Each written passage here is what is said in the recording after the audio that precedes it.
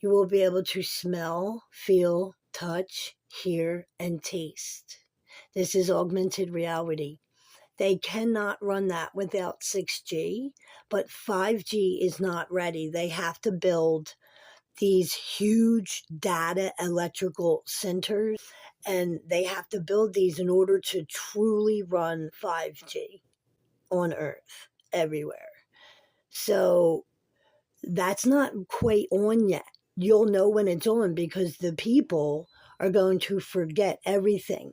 This is why in the Dark Ages they started writing on the stones. This is why we have petroglyphs, because um, prior to an an extinction level events, many times people start to lose their memories and they start writing things on tablets, stone tablets. And this is why they did that. This is why we have the writings in the stones and in the caves, because every civilization that goes through this, which is, we are back at Sodom and Gomorrah. This is Sodom and Gomorrah. It's never been taken care of. It said that the giants were on the earth in those days and also after that. So this 6G technology, okay, is going to create a hive mind, a literal hive mind where you will be inside the 6G, not even device. It's, they have, I'm going to show you the video. Anyway, I just wanted to make you aware of the fact that the 5G won't be prepared until they get all the new data centers up. Okay, have a great day. God bless you. God bless the remnant.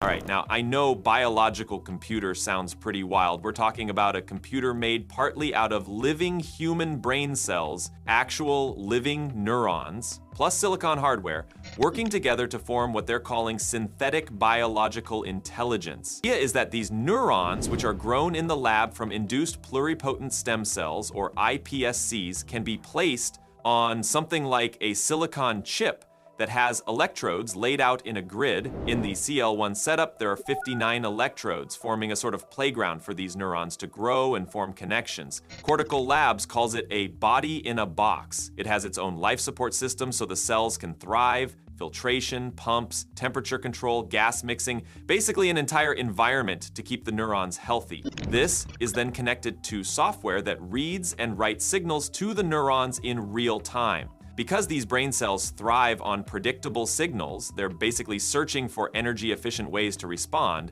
the system can reward them for doing something right and punish them for doing something wrong.